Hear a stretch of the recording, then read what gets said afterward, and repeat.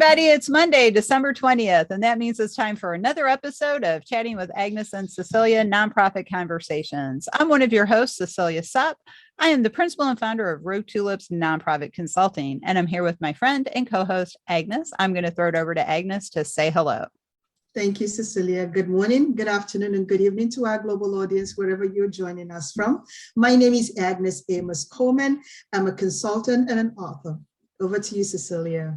Thanks, Agnes. And we are here today with first-time guest, but a long overdue invitation, Cheryl Ronk, who you probably know if you've ever studied for the CAE exam, because Cheryl has been a leader in CAE development for many years.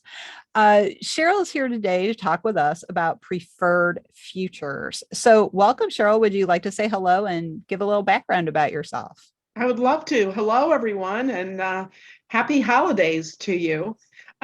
Yes, so Cheryl Ronk, CAE, CMP, and I'm a fellow of ASAE, all proud designations. I had the opportunity to work for over 30 years for the Michigan Society of Association Executives. So I worked with a number of associations. During that time, I was instrumental in making a CAE program virtual and international. I retired in 18, started a little company called So Right. My last name's Ronk, so my tagline is So Right, It's Ronk. Developed by my children. Thank you, kids, for doing that. And mainly what I've been doing these last 3 years is helping some CAE candidates, especially those that have already seen the exam. One of my favorite group to work with.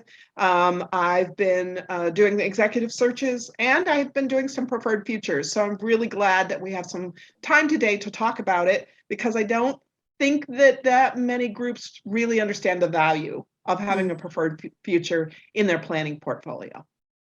Well, and I think that's a really interesting phrase. Agnes and I were discussing it as we were getting ready for this episode. And, I said to Agnes, well, being from Missouri, I'm pretty plain spoken. So I just say, where do we want to go and how do we get there? So that's pretty much what a preferred future is. But I think to me, and correct me if I'm wrong, Cheryl, a preferred future could also be a series of scenarios that an organization could find themselves in, right? Yes. In fact, what we do with the exercise is we really take thought leaders, and I think it's really important that the group get thought leaders involved in the process to think about what could be. And so often with strategic planning, and I'm not criticizing strategic planning at all, I think it's an important element, but strategic planning usually gets into that SWOT, the strengths, weaknesses, opportunities, and threats, which tends to think more about the organization itself. So it's more internally focused. What I love about preferred futuring is it really talks about what the organization could do, where it could go, what the industry could do, where they're having problems. So it is a ton of scenarios that focus on what ifs. And as a result, then the industry is really looking at what they need and how they together, through their association, can make it happen. I love that vision, actually. But one of the things that I'm kind of curious about, Cheryl, is, with the volatile and the business environment and the volatility with COVID and just some of the, challenges that we've been faced globally, where do you see preferred futures playing a role in this? Because the business world is very volatile as it is. How do you think that we can take advantage of preferred futures concept and mindset to improve our business? I think that's a great question. So for those organizations that were already in that mindset, I think they were able to bounce a little bit better through this, because they were already allowing the world that they work in and the people that they work with to be able to suggest ideas and to say, this is what could happen. So for those organizations that haven't done it, I think you need to try and invest in it. Now, again, for me, it's all about who as much as what. So when I work with associations, we often say, bring in thought leaders. These are not just members. So I'll tell you, I had one opportunity where I worked with the red bean growers in Michigan. Again, I'm in Michigan, and we grow a lot of beans up here. And instead of just having board members, which is what we often do with strategic planning, they brought in not only staff, some key staff members, but they brought in research people from some universities, not only in Michigan, but in the state of Washington, where they also grow a lot of red beans. And then they brought in a vice president from Bush's. So this is one of their major customers. And we spent a whole day just talking about what if, what could be, what do you see as possibilities? Just getting them into that mode of thinking that way, because we don't normally think that. It's not when we do our to-do list that we go, oh, let's just forecast what could happen if. And because they did that, new mission statement, new vision statement, but some really big, ambitious type things. So for example, at that point in time that I was working with them, there was more trade going on with Cuba. Now, Michigan has this wonderful boat system. We have shipping that goes through Michigan. And so they started to think about how they could ship beans to countries that have hunger. Now, that's pretty ambitious, but they were able to think that way. And by doing that and getting into that space, then they can make things like that happen. Wow. So if you're thinking ambitious goals, they can be more of a reality because you're at least thinking them. And so as COVID goes on, those organizations that were already in that mode were able to turn on the spigot and to say, we need to think that way because our world is different. And as a result, then they were able to implement it. I'll give you another example. So I worked with the Michigan Bankers Association on a preferred future, and it was a lot of things that were more federally focused. Well, when COVID happened, that group realized we're not going to be a traditional association with an annual meeting and a newsletter. Instead, because there is so much change going on from the federal and state government about funding, and especially impacting banks, that the whole staff is now going to turn into being research people. And every day, Monday through Friday, the association at 7 a.m. did a 45-minute podcast and briefing for every banker, whether you're a member or not, although I know that they got to 100% membership, on what had changed in the last 24 hours or on Monday for the last 78 hours. That's awesome.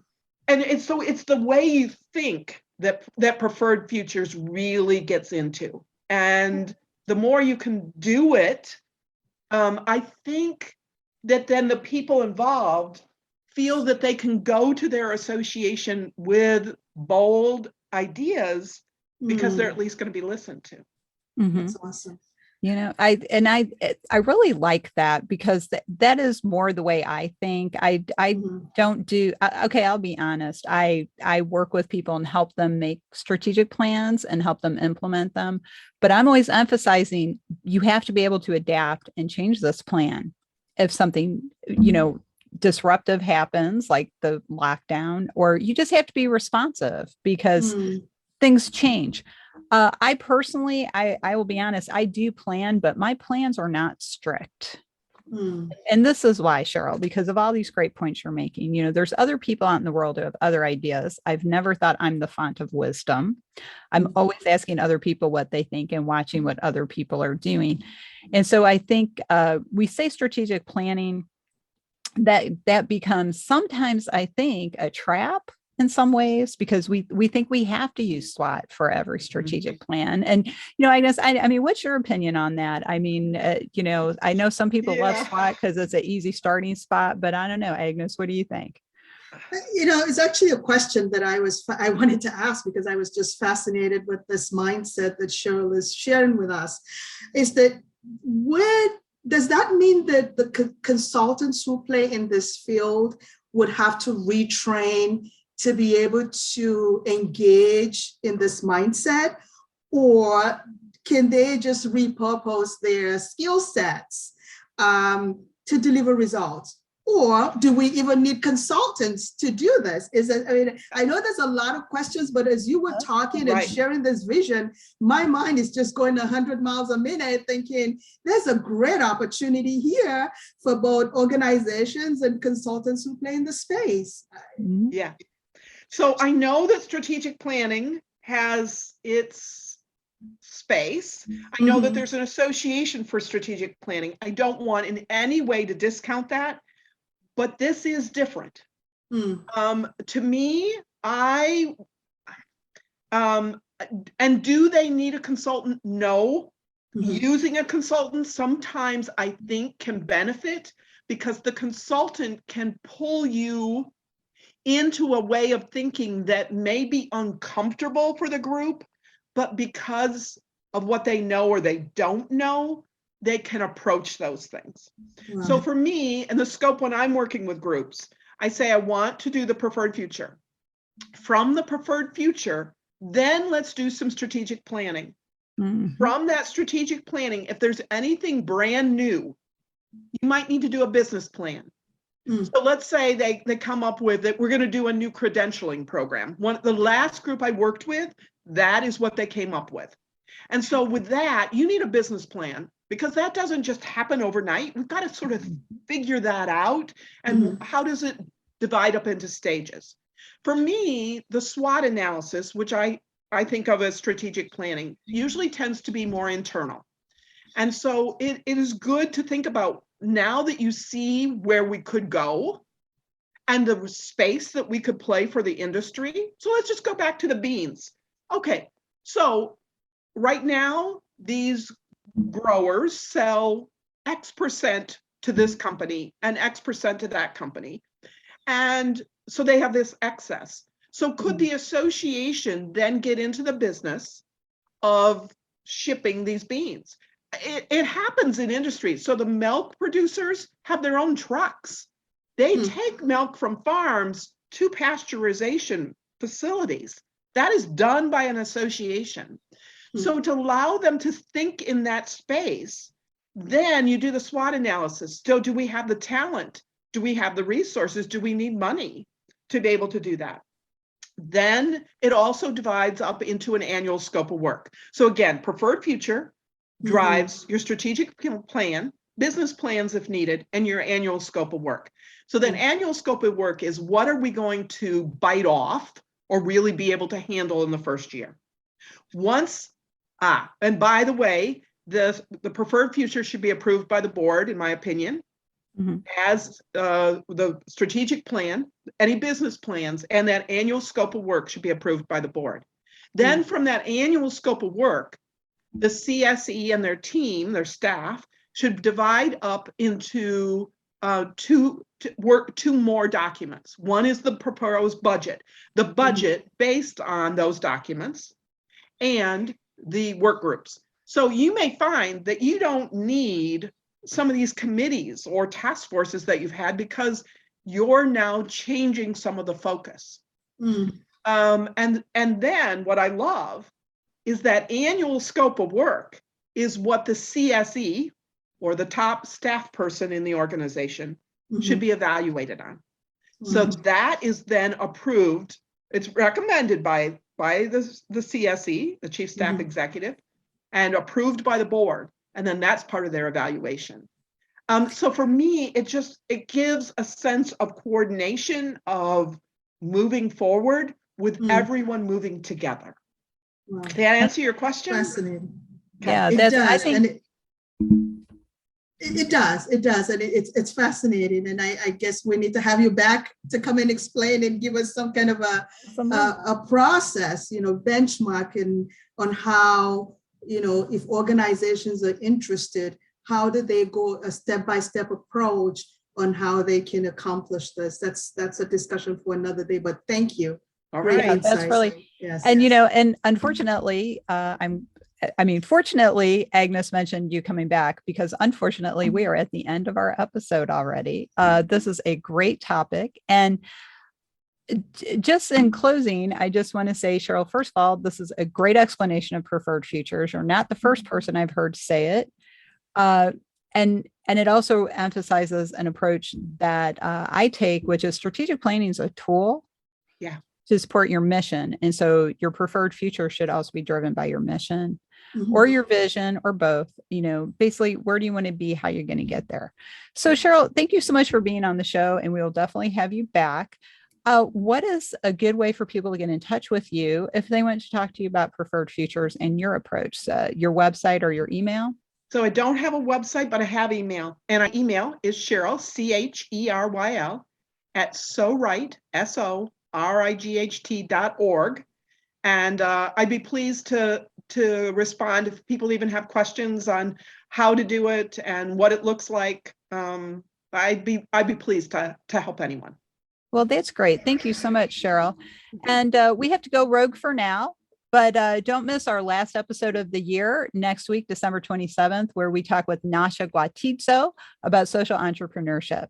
In the meantime, don't forget to subscribe to the series because you don't want to miss any episodes, especially next year in 2022. Check us out if you want to learn more about Rogue Tulips and how we can help your organization move forward. You can check us out at roguetulips.com and check out our sister company, the 501c League, a leader in education for nonprofit professionals. We emphasize the CAE program. Cheryl and I both co-facilitate several presentations, including CAE Redux and our monthly ethics course that we do, which is relaunching in January with new content. You can learn more about the 501c League at the 501cleague.net. Thanks, everybody, and we will see you next time.